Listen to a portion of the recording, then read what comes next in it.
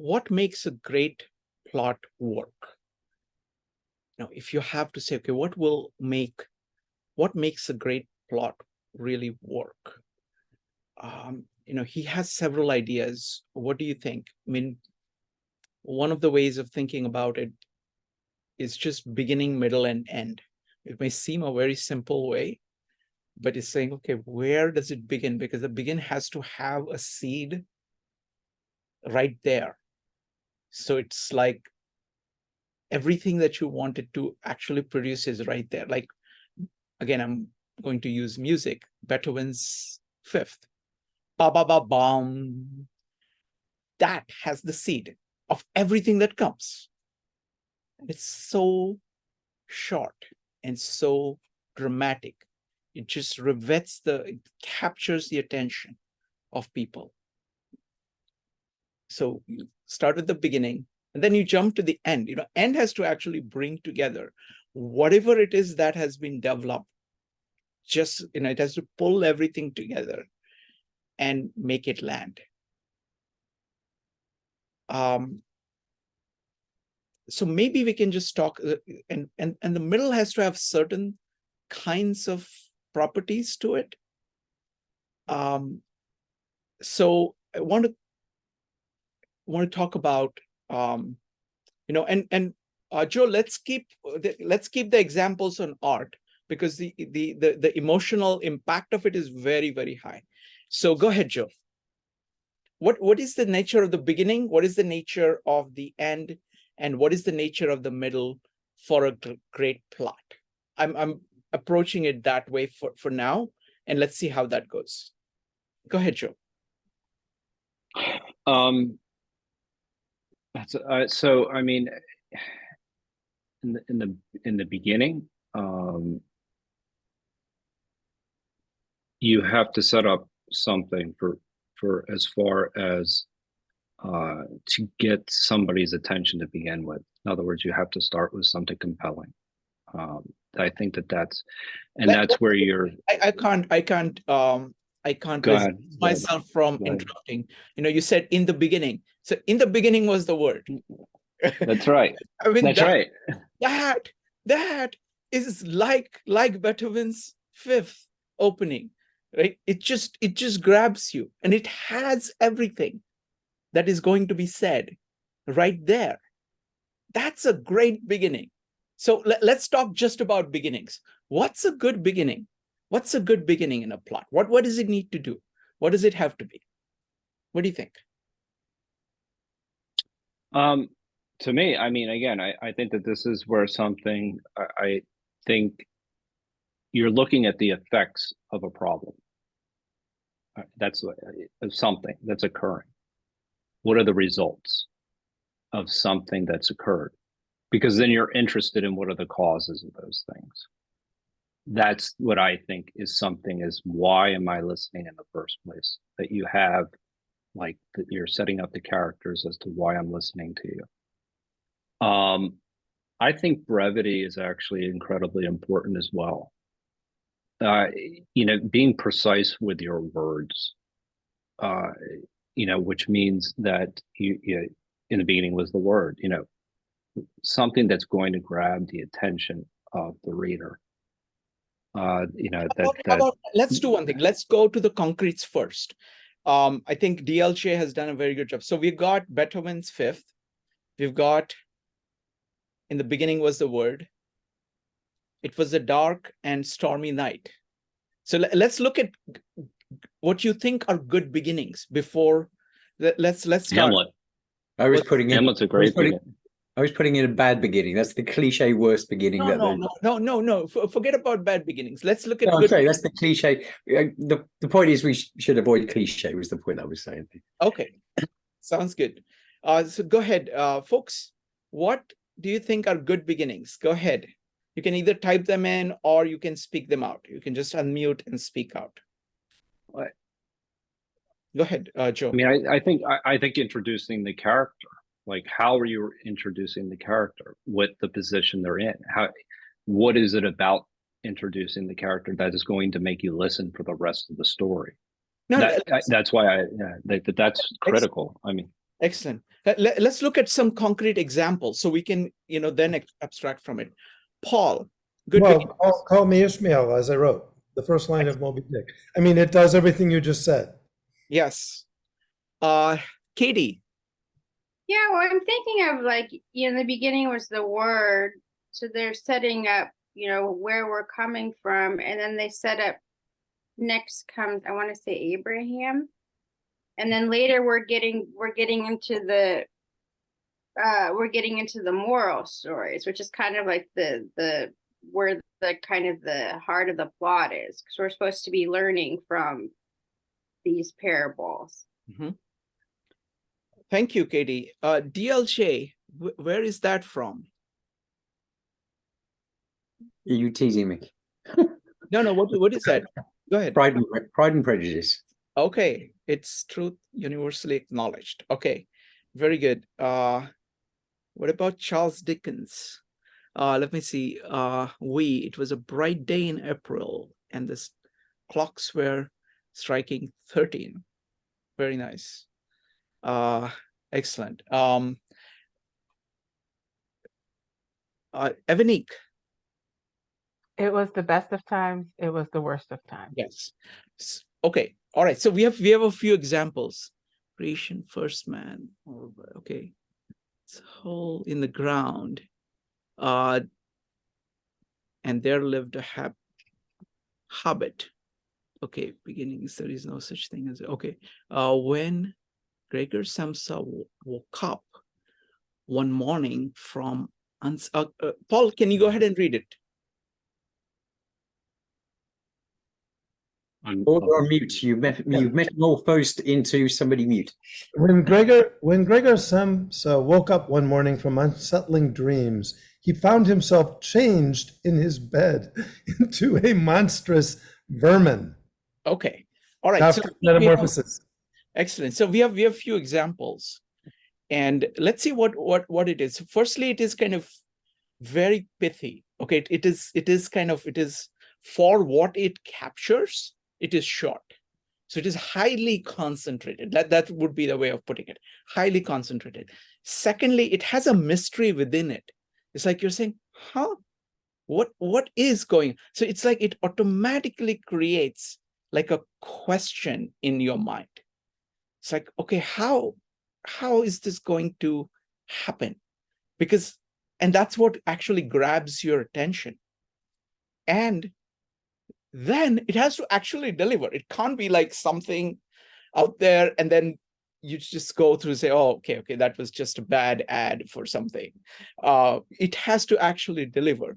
So those are some of the characteristics I see of great beginning. So any observations about what characteristics do you see of a great beginning? Go ahead and type an exclamation mark.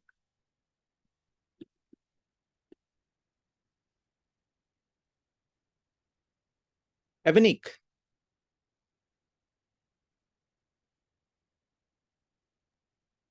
So for me, a great beginning is something that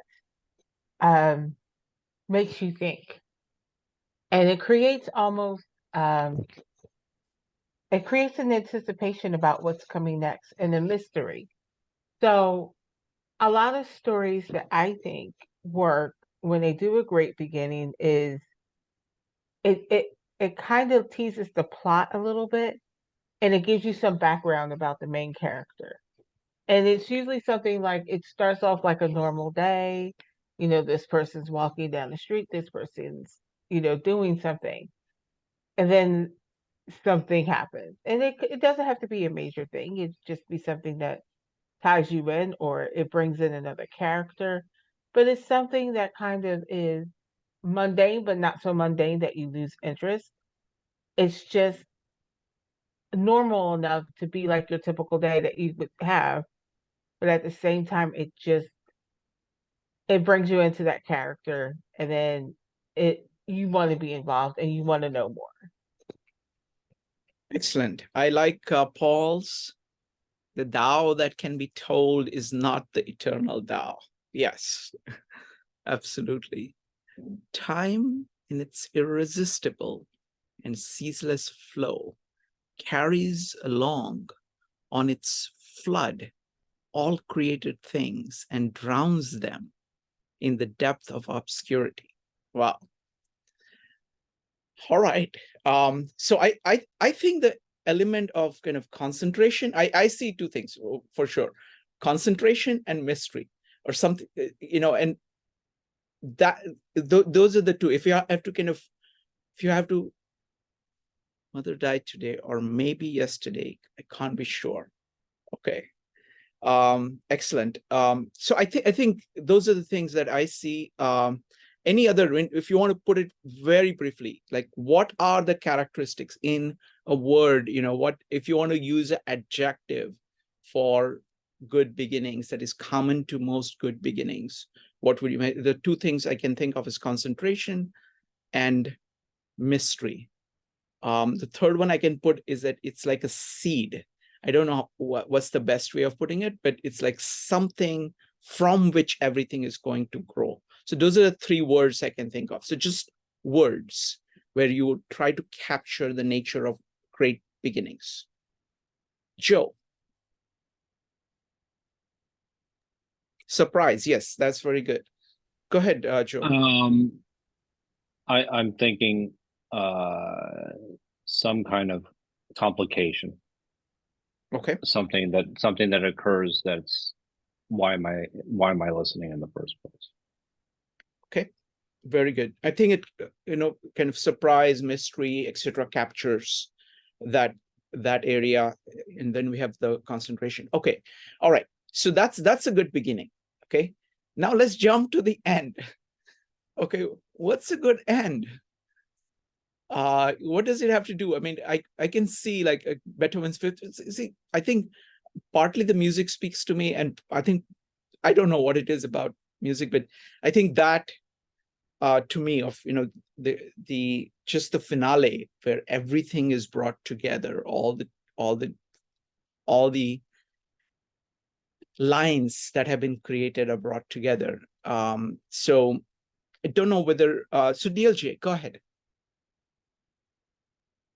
I think the end might depend on whether you want to line up a second book deal. So whether you're setting up a sequel or not. Because if not, then you want some sort of resolution and resonance, like in the piece of music, right? You've got to let's do away with sequels, because it's like a piece of art that stands by itself. So let's say that, right. So yes, you need resonance, but that you also, there's an element, I think, of cliffhangerness that you might want people to read more, whether you write a second one or not, right? But I think there needs to be something that makes you go, oh, I wish I was, oh, wait, why, don't stop there. I think that's quite good. But also resonance or completion. I think completion was the word that Aristotle used, right? That's excellent. Yeah, completion, sense of completion. And what you're saying is cliffhanger is another characteristic. Okay, very good. Next up is Joe.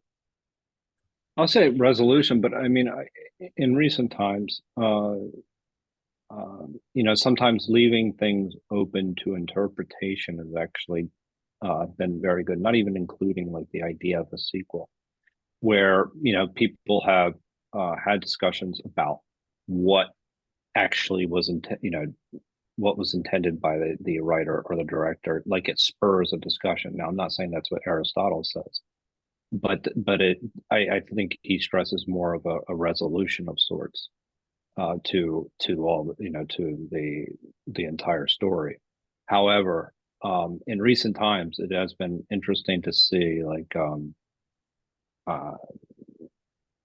there was well, I can think of a movie really quickly, a movie called Inception, that was just left open to interpretation, and the discussion that subsequently ensues sometimes could be really, really intriguing. That's all. Ultimately I think conclusion is the most resolution to whatever the story is trying to convey. Wonderful, thank you. Anybody else wants to add? What's a good ending? What do you think is a good ending? And again, you look at music. Can't really look at visual arts because there isn't kind of time progression, but music, literature,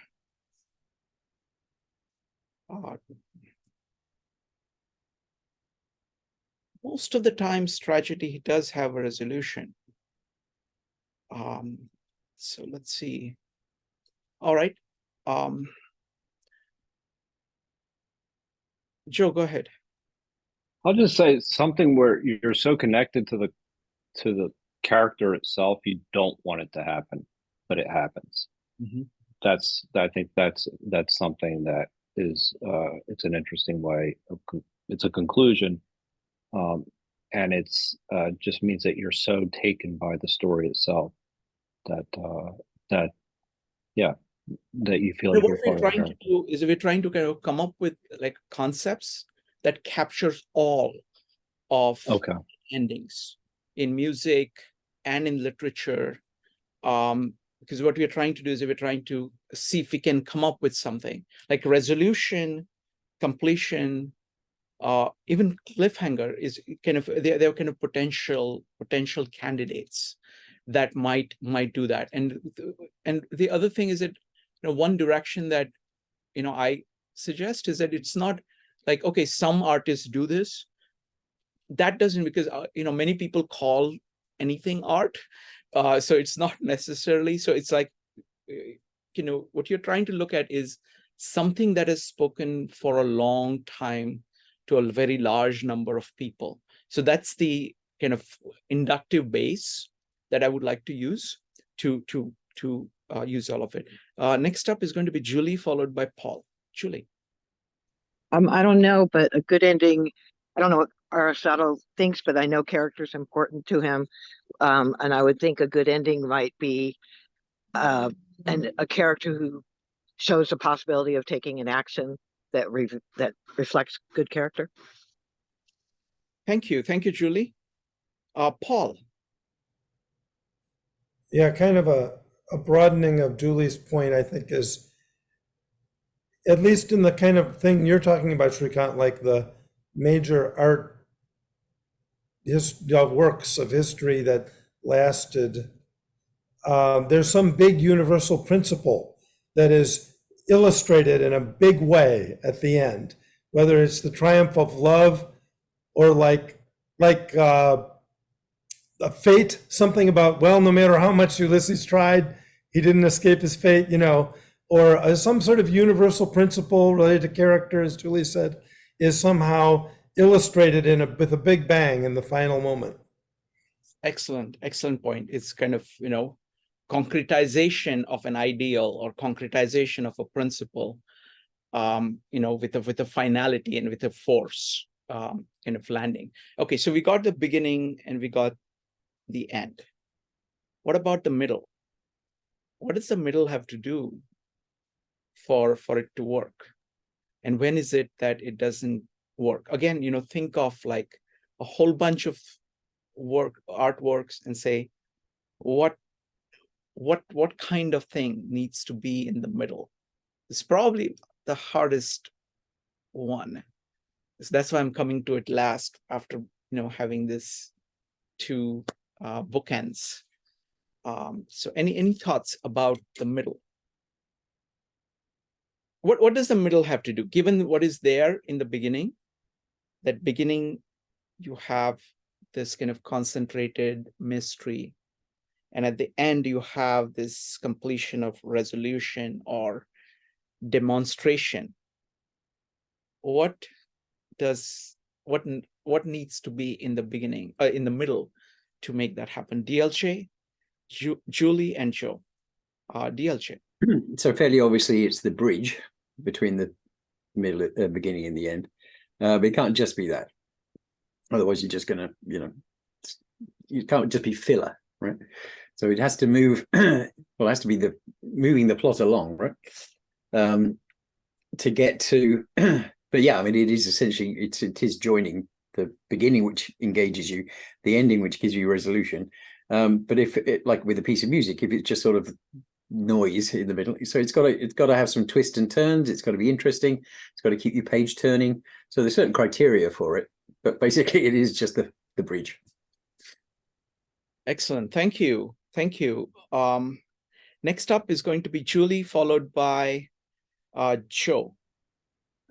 I would think it would be something that would lend us more understanding of the mystery or the difficulty, and so that we can step into the character's shoes and build up the possibility of the ending.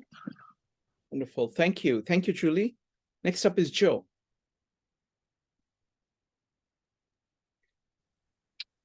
I think it's the causes of why things have happened, why this story is happening the way it is. So it's, in other words, you're going through the decisions that were made by the characters in the play that led them to where they were. And so that those are the causes. So that you start with the effects, and then you have the causes, and then within that you can work in the climax from that.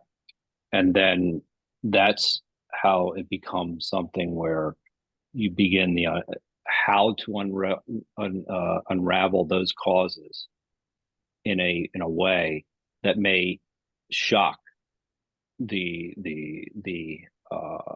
reader's attention, with the reader's attention, or the however, whatever medium you're using, is essentially what I find to be this good middle. But I'll just use a brief example, because I do know the person that wrote it. There was a movie that was called The Usual Suspects. That was, a lot of people may or may not have heard of. But what was going on during the movie was you were getting bits and pieces of the story throughout, and the way it was unraveling gradually led you down one path, but it was ultimately going another.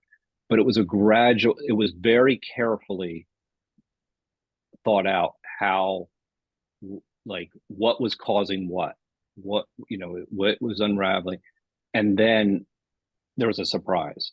So it was leading you down, and I think that that's ultimately a real skill, is that when you're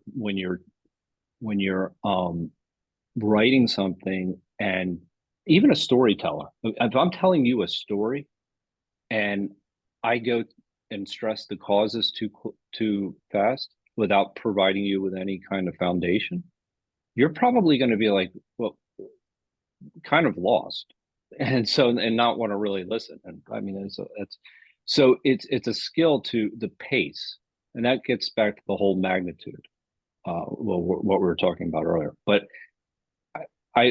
it's stressing the causes and unraveling how the story is going to come to its resolution. That's the skill. That's the skill. And there are some really good examples that we can talk about, classics, in classic literature, or even modern day literature. Right. Does anybody else have any thoughts about the middle? What needs to be in the middle? DLJ. Well, I don't know what needs to be in the middle. I just had a thought about flashbacks. There's quite a few stories that I think of which I've found more engaging because effectively it doesn't follow a chronology. You get something dramatic, and then you get flashbacks. So the middle part of the story is actually the beginning chronologically, and then you get to understand what the beginning kind of meant. Does that make sense? So the beginning, therefore, is the end of the middle. Yeah, you know what I mean. And then you've got movies like Memento, of course, which is all done completely backwards, which is like, whoa. But yeah, so playing with time is kind of, I was just the thought that went into my head. So callbacks and flashbacks. I haven't got too much commentary there. It's just suddenly thought the middle doesn't have to be the middle. Thank you. Okay, I'm going to talk out. I don't understand this too well, but I'm going to talk out anyway. But we're going to go with Katie and Joe first. Katie. I'm a little bit confused because I think maybe others could maybe understand better, but I'm thinking of an example like Romeo and Juliet. At the end, it's considered a tragedy because they die. So in that sense, they don't there's no resolution in their individual lives, but the resolution is is maybe in hope or something. So it doesn't have to be in there. I'm confused on resolution. Thank you, Katie. We'll come to that of kind of different kinds of endings and different kinds of resolutions. Let's go with Bob, followed by Joe. Bob.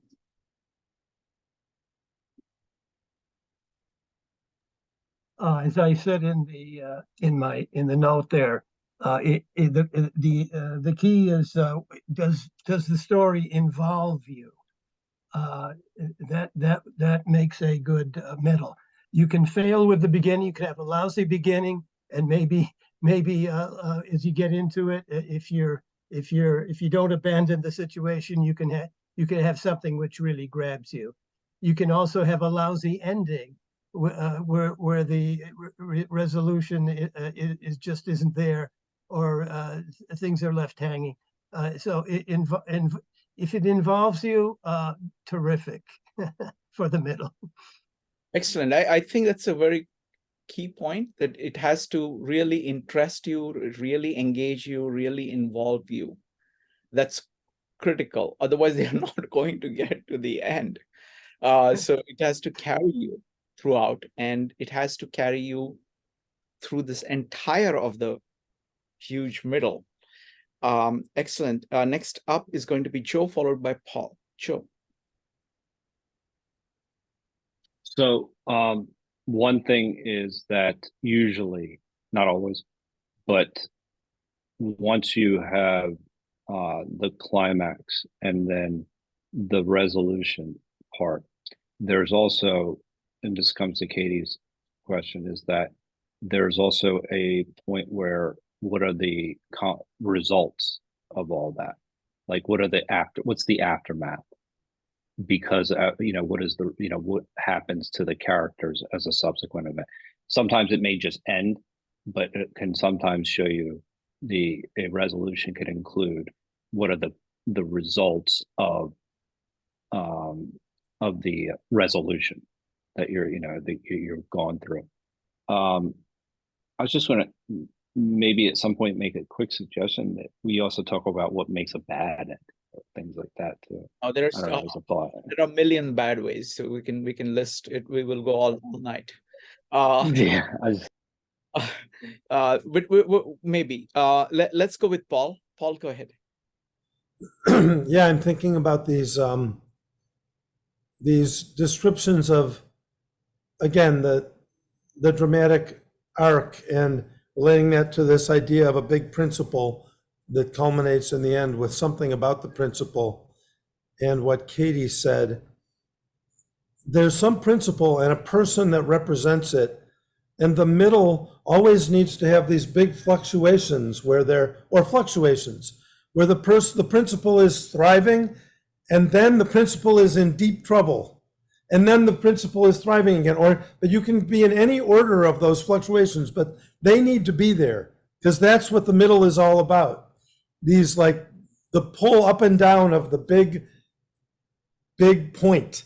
And in Romeo and Juliet, you can just think about almost as a triumph, because love was so powerful. It was more powerful than life. People didn't care about their lives. Love was the most important thing. And you die if you can't have love. I'm just giving that as an example of the concept, and how it's pulled high and then bowed low and then pulled high again, or any order of that, starting low, going high, back, but something about the fluctuation of the big principle.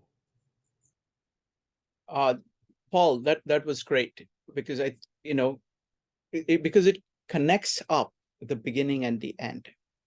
Because what beginning has is that it actually sets up a conflict. It sets up a mystery.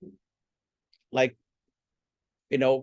Beethoven's Fifth, the first four notes, pa pa pa bum. It's saying, I will do that. It's a will asserting itself in relationship to the world. And it's just a very bold assertion. It doesn't know that it can actually do it. And then the second movement is you're going into the doldrums there.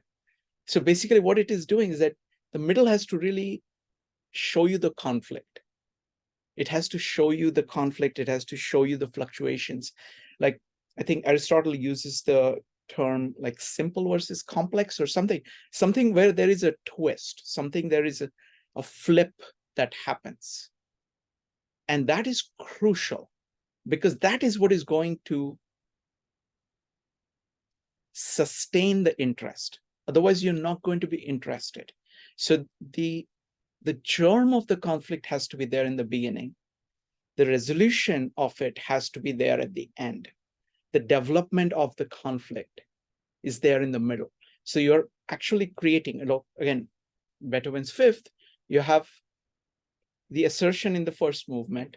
The second movement is doldrums of saying, this is what you have to deal with in order to assert this. The third movement are these many, many attempts which fail in overcoming the negative. And then the fourth is the climax where there is a triumph. So that arc is captured, in this way. That's one way of, but the beautiful thing is that if you think of it as beginning has this nature, middle has this nature, and the end has this nature, some of the great artists actually build the middle out of this threefold things. My favorite example of that is Victor Hugo. So he will start out to create a conflict. So there is a germ of the conflict, the beginning. And by the time that conflict resolves itself, so it has this full arc, it actually creates a much larger conflict. So in the resolution of that, there is a seed of something much larger. And then it goes that by the time that resolves itself, there is a bigger one that comes through. So you can do this multiple times in multiple dimensions as you go along. But this pattern of beginning, middle, end. So the seed of conflict, the full fluctuation, full experience of the conflict, the dread of it, the fear of it, the sorrow of it, the whole negative of it, and then the resolution. That pattern is, I think, that's the pattern that I see, kind of repeated on multiple scales in multiple dimensions. So that's how I'm thinking of the beginning, middle, and end. So let's go with Julie, and then any comments, any thoughts about beginning, middle, and end.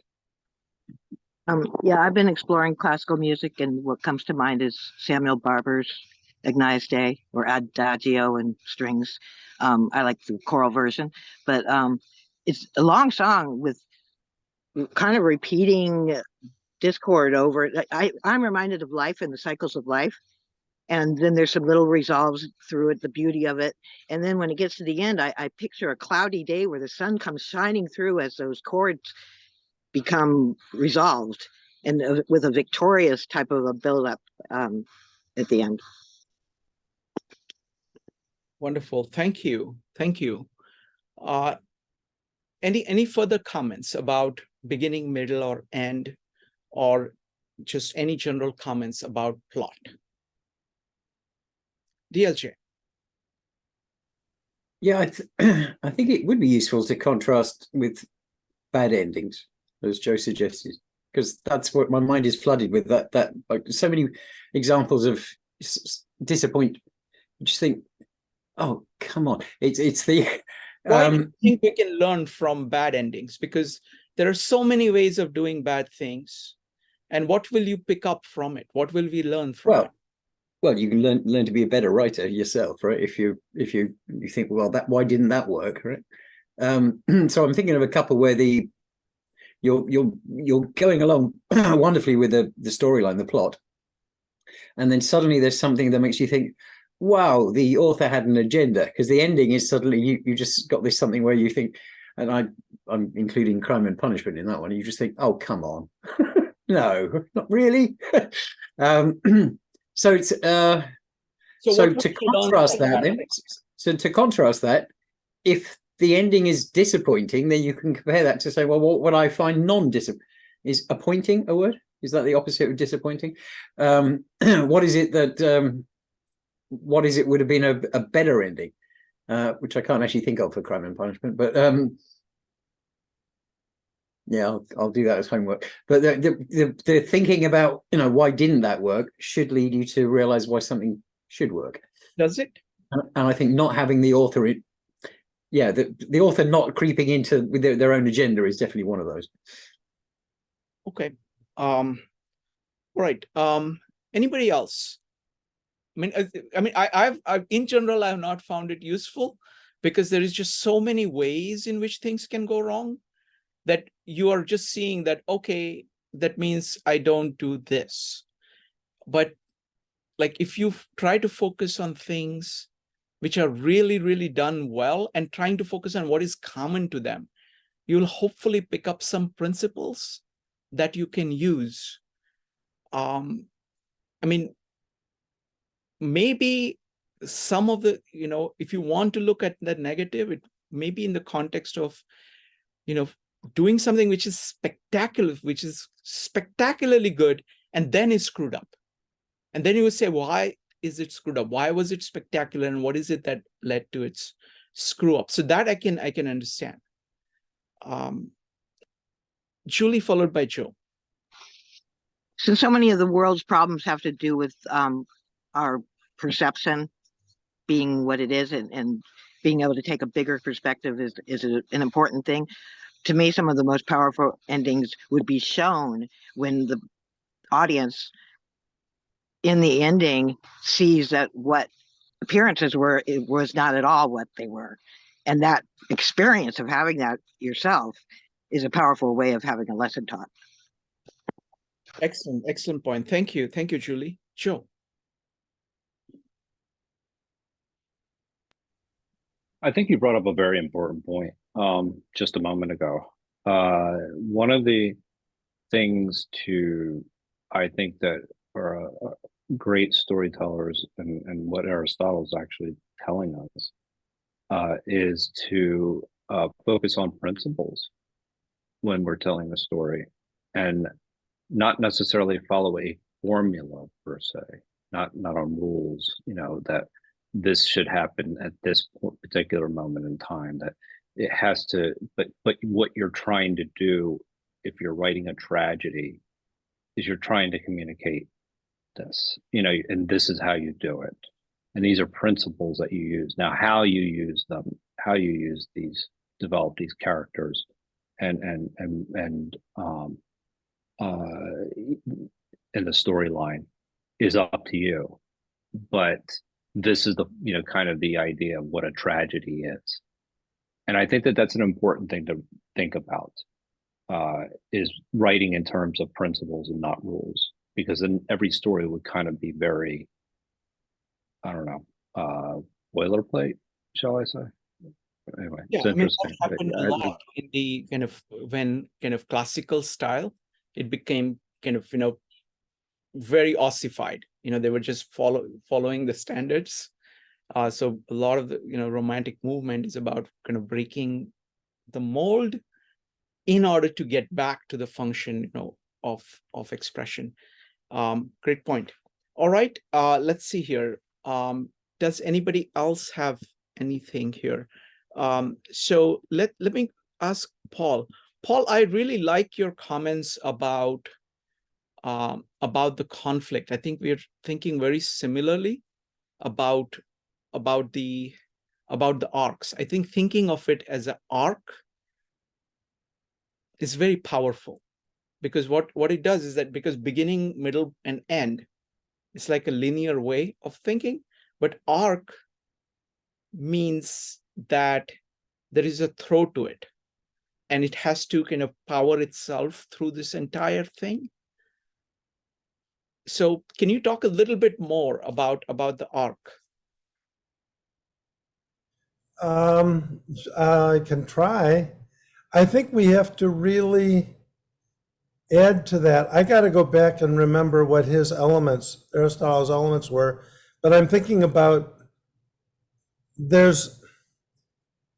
I don't want to disconnect character from plot. How does he talk about that, Frank? Actually, I can't remember, but when you made me think of when you said take more about arc is that it's often the person's character that is being tested or developed or has the big moment of it being in a certain place in his mind, plus circumstances hit him, and then there's a giant impact on his life. Or you could say like the adventures of Ulysses, for instance, and how he copes with each thing. So the ups and downs make a vehicle to form the character. That's part of why you need the arc. Excellent. So that's what occurs to me in answer to what you're saying. Let's build on this one, because so the general question is that to make great plot possible, what needs to be happening to the characterization? Because we are human beings and we are really responding to human action and other human beings. And what the characters do is that they are, it's characters and it's interaction between characters. And each of the character is like, again, I'm using musical thing. It's like a different instrument that is in their own way doing arcs which match with the entire grand arc, but are different. And so it gives it a richness that, a good cast of characters. I always think of it as like a cast of characters, because it's not just an individual character, it's how the characters are put together and how they move together and how they bounce off each other, how they react to each other, and what happens as a result of that. So that's like developing the arc. It's like the texture of the arc, the feel of the arc is the richness of it. So it's not a single color, it's black and white, but it has different colors and they change within characters and they transform one way or the other. But in that process, they're producing the transformations which are along the same spine. It's like they are like different limbs on the spine of the plot. The great thing that Aristotle is pointing out is that the plot is the spine. And then you have all of these other things, like characterization, writing on it. Again, one of my favorite writers is Victor Hugo. And when you look at his characters, it's like, like, let's say Les Mis, that many people are familiar with. So you have this, character of Jean Valjean. And then you have all these minor characters, each playing kind of a more delimited role and each interacting with him in a certain way. So it's like there is a main character and side characters. The theme is being carried by the main character largely in opposition with his nemesis, but even he is being transformed in some way. So absolutely. But what Aristotle is saying is that the characters firstly are subordinate in the sense that they fit into the plot. It's the plot that gives them the meaning. And then you have the richness of it. So that's what I would say. I've lost track of the exclamation marks. All right. Anybody else wants to comment on the role of the relationship between characterization, the entire cast of characters, and what makes plot happen? Joe.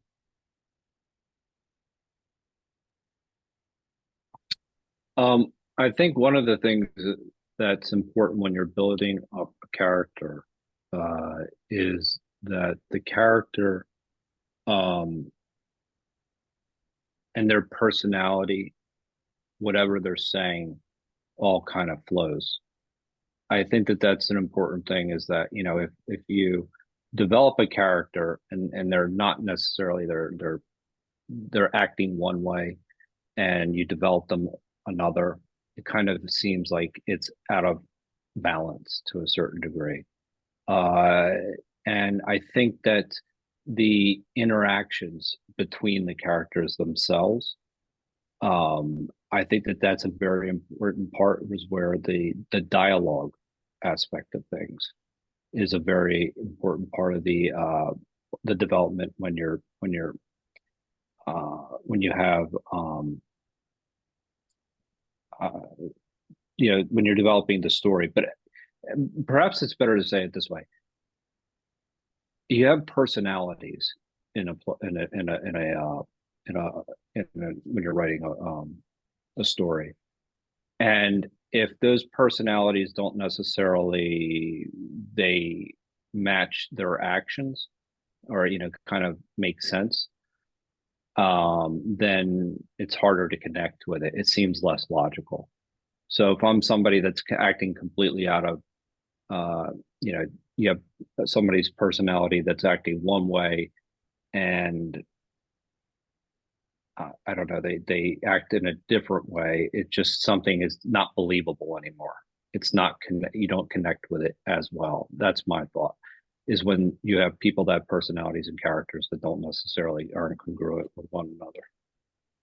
Thank you. Bob. Shrikant, you used the word arc. That's a that brings to mind another word. I would call it, it's not the best word, a moving perspective. The storyteller, in my mind, has something in his mind or her mind. They have a theme that they want to, there's a motive behind their telling the story, and we don't know what that is. So what they do is they have a character which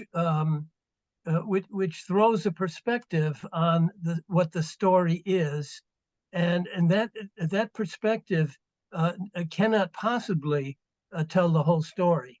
We do not see one person. One view does not see anything clearly, but the author has something much broader in mind. So they throw in another character, which has an entirely different story. You mentioned Les Mis. You have Jean Valjean, and you have an opposing character, Javert. They have entirely different perspectives, and they throw together. They throw a light on something, and then you can bring in other characters. The more characters you have, the more enlightenment you have, and I guess there is a movement from one perspective to another that goes in the story and that goes in the listener's mind. Thank you. Thank you. That example is great. You know, Javert and Jamalja, you know, Javert is saying law for law's sake almost. And Jamalja is about morality. So it is like morality versus law. Now, morality actually supports law, but the law doesn't fully understand morality and is looking at it in a very, again, ossified way, doesn't take into account the context of the, you know, whether the action, you know, clearly, like you look at an action which is moral, and then it does go against the law, and for the law side, Javert side, that is it. Whereas this person is going the other way. So it's really, really fascinating. And then you have even each of the characters which bring this out. So there is the bishop, you know, a person who is really moral, Jamalja, gets really burned by the law and then says, to the hell with everything. everything is bad. And then he runs into this bishop who completely changes, he brings back the morality, and then he starts to build things out from that. So it's these changes, and then he is actually doing both morality and law for a period of time until the law again catches up with him. And then there is this, so there is this twist, this twisting pattern that is there, so that the conflict is set in the beginning between morality and law. And then through all of these manifestations and through characters and their transformation, it proceeds. Thank you for bringing it up. Go ahead, Bob. May I add to that? The interesting thing is that we, the audience who is reading or seeing this story, have all of this in us. We puzzle about the law ourselves. We puzzle about what is right and wrong, and the storyteller, Victor Hugo, recognizes that we have all of this in us, and he tells the story very well because it reaches out to us, and he has a certain success.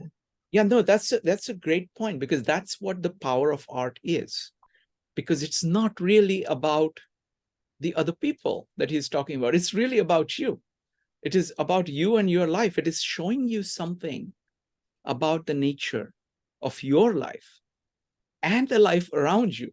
And it is saying something, and it is dramatizing something. It is allowing you to focus on certain issues. In this case, for example, morality, the relationship between morality and law. And it is giving you so many different perspectives, and it's enabling you to think about it. It's not its purpose. Its purpose is to hold up that this is what life can be and should be. And in that process, it is actually teaching you a lot. It is asking questions. It is raising really deep questions. They say, okay, what would I do? What kind of, it's like, so immediately there is, so it absolutely relates to human experience. Great art relates to human experience. So it's presented as other characters, but it's really about the drama that is potential or real within you.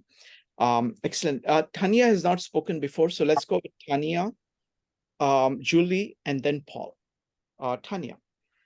Okay. Well, just to, I guess, continue a few things that were previously said about character.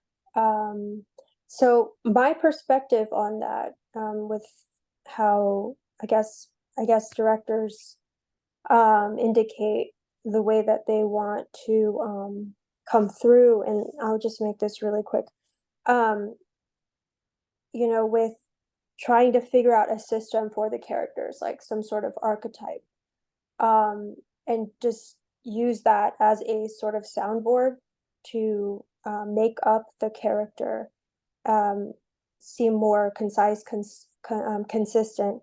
However, what we also see, which is the artistic side of things, I think, is more of the nuances of the characters. Like, you couldn't find another Jennifer Lawrence. However, her personality, like, for example, this goes back to psychology, she's probably an ENFJ.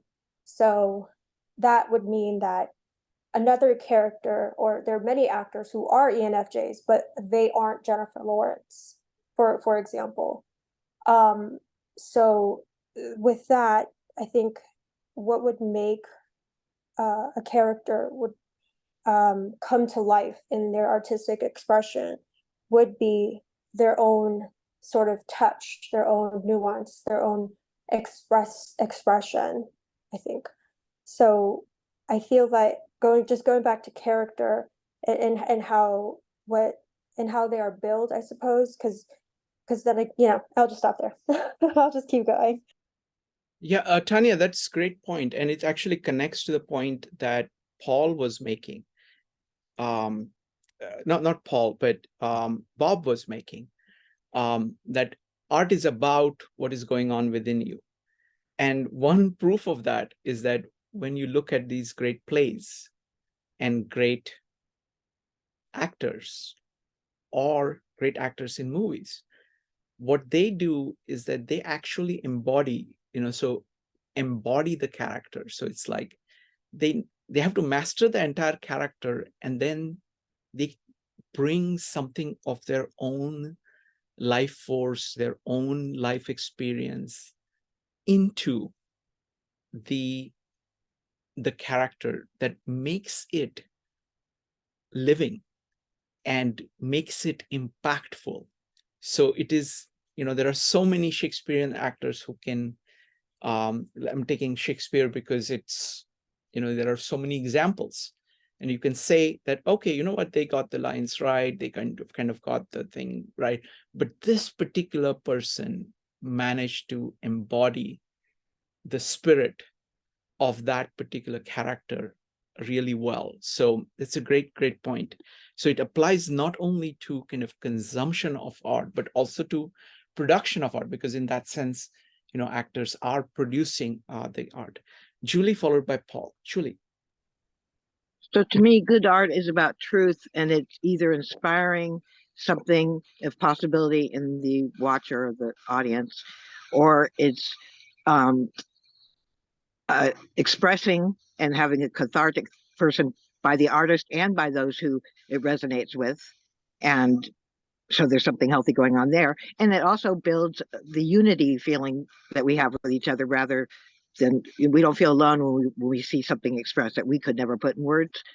So, and I am for free speech, but I almost get activist about when I see sex and violence glorified in the arts, and then the argument, oh, well, that we're just reflecting life. Yeah, but where's your responsibility in what you are producing? Because that does have effects. And so to me, I watch court TV, which is not trying to be art. It's a news. And I do see lots of stories where there's vengeance and there's unforgiveness. And to me, it's sad because it does reflect life. And then I see an episode where this female cop shot this saint of a black guy who was in his own apartment, but she got her apartment wrong. And they had riots outside at the end. I mean, people waiting to riot. And then the little brother of his hero gets up there and didn't know he was going to say this. His family didn't know it. He said, I forgive you. And at the end, he says to the judge, can I give her a hug? And I mean, the commentary about this, look it up. Is just, I mean, the lawyers are like, I've never had a moment like that in the courtroom. And they do attribute the piece that happened afterwards is because this 16-year-old kid set an example for what we could all do. And it was just beautiful and chills. And that's the kind of responsible art I think should be put out there, those kind of stories, because it is more powerful. We really don't want the violence and the sex. We just don't know it. Thank you, Julie. Again, this is again a point between kind of continuation between art and life.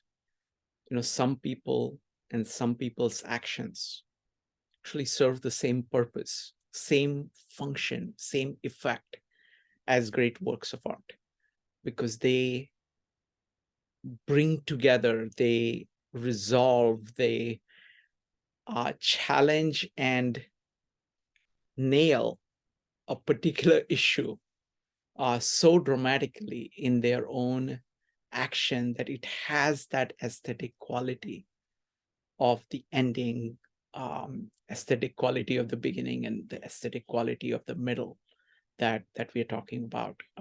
So thank you, Julie. Next up is Paul. Yeah, great points. They're all making me think. And to Bob's point about the internal life that art represents and character, it's a question for the group actually, because I did in like the arts as Aristotle knew them. I haven't read the Iliad and Odyssey in a long time. So my question in those books and the Greek plays, like did they do character development? Because if you're saying Aristotle thought plot was primary, well, maybe in the after years that wasn't true anymore. Like I look at maybe Hamlet. Like one way of looking at Hamlet to me is it's a character study of this guy. And the whole plot is subordinate to that. Like when the one guy runs off and then he kills all the wife and children, like you see his whole character deteriorate. And that's what it's really all about. And the plot is like there to illustrate that. Maybe in Greek times that wasn't going on, or else it was, and Aristotle would disagree with me. So there's my question about that, because that's truly how art is representing life for us, is it's often a deep character study. Another example would be Charles Dickens' all over the place, but like Christmas Carol. What happened in the Christmas Carol with Scrooge is not so much about the plot, it's the study of Scrooge's consciousness evolving. So just some thoughts and questions for the group. Thank you. On that, I don't know which book it was, I forgot, but Phil did, covered a book which did a comparative study of the Greek works and works that came after that. The Greek worldview, because what happens is that each period's art actually reflects their view of human beings. And the Greek worldview is more static in terms of the characters. Characters don't really change. They remain what they are. And the entire drama is the interaction between the characters. Like, this guy was pointing out that Odysseus is the same. He goes through all of these adventures, everything comes back home. It's the same. There's no difference in him. Whereas I think this was he was comparing this to the Bible.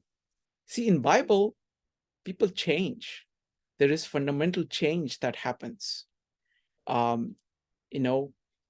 Beginning, middle. There is saying that, oh, I was wrong to be doing this. I will not do this anymore.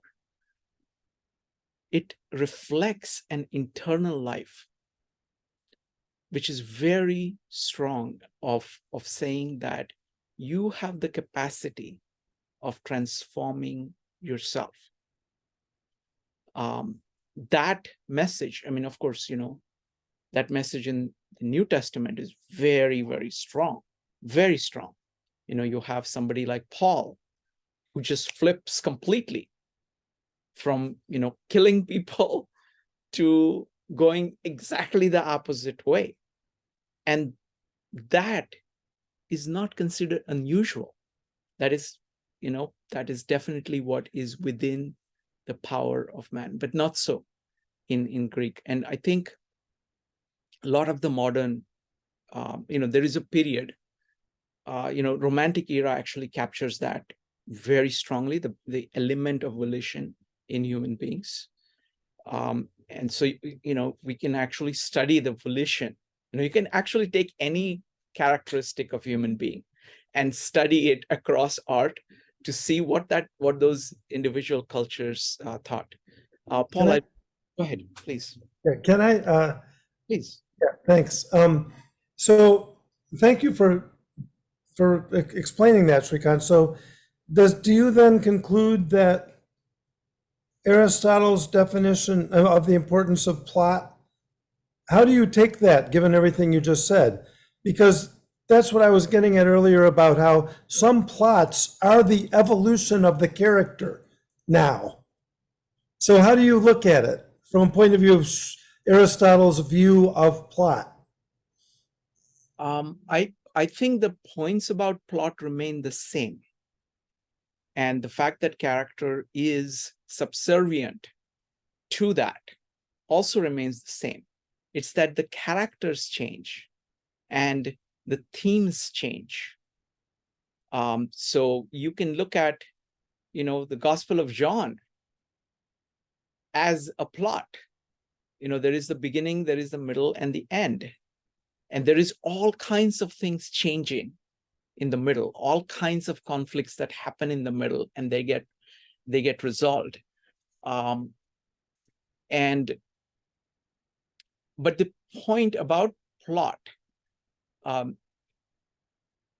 so the difference is whether it plays out. So the only difference is that the Greeks thought that the conflict happens outside. What after, there is a birth in Greece, in Greek philosophy, of the inner life, but doesn't fully express itself in art little later. So the only difference, the characteristic of plot remains the same. So to give a short answer, characteristic of plot remains the same, but without volition, the conflicts happen outside. With the volition, conflicts can happen inside and outside. So it's a more richer plot with inner life, the drama of inner life included in it. Go ahead, Paul. What do you think? No, I'm following you. I have to absorb it. I sort of feel more that his words need to be restated to show how some great works, plot wasn't the important thing. The beginning, middle, and end was about the beginning of a person's character, state of inner consciousness, the middle and the end of that state of consciousness as they're pulled back. And that is fundamentally different. However, I see how you could see it as how you phrased it. So thanks for it's like we could talk a long time about this, so I'll just leave it at that. No, I would say, because the way I'm thinking about it is in terms of this, a surprising kind of conflict or mystery being resolved through conflict. That can be happening inside. The great people, the really great artist, after, let's say 500 or let's say 200 BC, what they do is that they actually have both these things going on at the same time, which is even like, you can see that in Victor Hugo. You have both these things going on. People transform. So there is external conflict and internal conflict. And there is a dance between them. And yes, I think it's possible to do something which is completely internal. But that's going to be very hard to pull off. It can have very rich. Partly, the other thing about it is that, it is really fascinating. Like you see somebody like Dostoevsky, right? His ability to show you what is going on within a person is so fascinating that, frankly, I find the Russian worldview to be, I can't handle it for too long. So I read Dostoevsky and I give up for book after book. But I love reading him because of this internal dynamic that is being captured better than anywhere else that I've seen.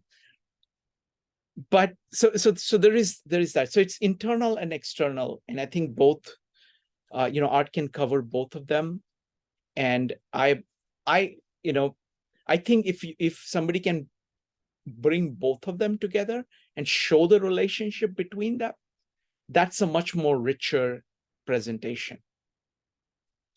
But yeah, I can fully understand if people disagree with that, because it's really fascinating to see what people can do about what's going on inside. Next up is going to be, let's see. Bob, did you have an exclamation mark? I keep losing track. Yeah, I did. Go ahead. Yeah, I did. I'm starting to regret that I haven't read Aristotle. As far as plot versus and when Paul mentioned characterization, I think of plot as a skeleton to the story. or you could think of it as a plot as an arrow, which you shoot it, it flies through the air and it hits something. The plot carries is the structure, is the moving structure. It's a dynamic for the story, but it's not any fun to have just an arrow flying. It's much more it's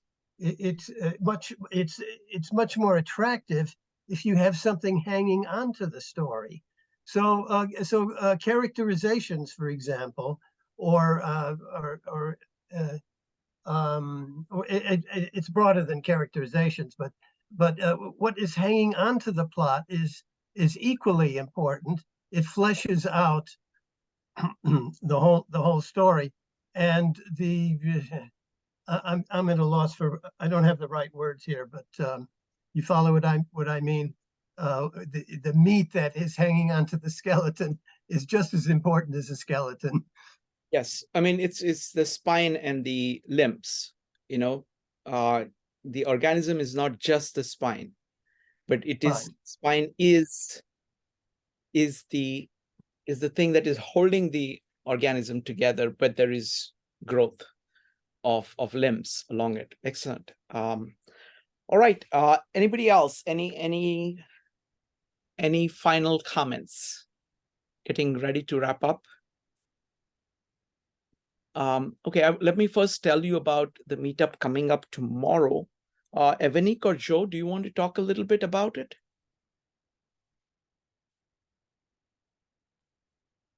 I can give it a shot. So we had a brief meeting about it today, actually, and what we're going to be talking about is the role of friendship, but also our relationships and our personal self-development. The feedback that we receive from our friends and how that actually impacts us and enables us to kind of know ourselves a little bit better. So trying to get to know yourself or understand yourself in isolation is clearly very difficult. So what types of friends have actually been most impactful as far as providing us with, you know, the growth and development that we desire.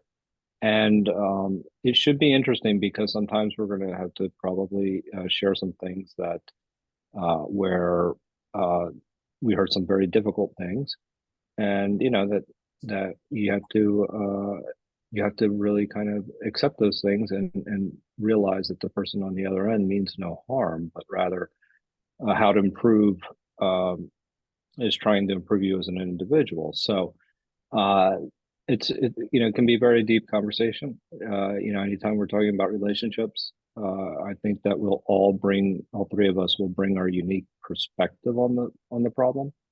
And then we'll open it up for discussion and hopefully have a really good discussion with everybody else with their experience with that.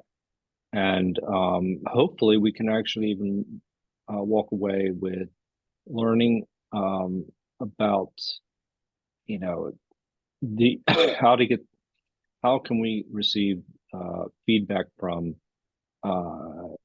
different individuals and help it make us know ourselves better and act better in the world. Excellent. Thank you. Evanik, would you like to add anything? No, I think Joe covered it pretty well. So the one thing I will say is going to be more of an organic discussion rather than a presentation. So it's going to, we're going to have audience feedback more. So think of it as more of a conversation about friendships. And our hope is that you take away something new and learn something that will enhance your friendships and help you build new ones. So wonderful. All right, folks. So thank you so much. And we will see you next time. Bye, everybody. Good night.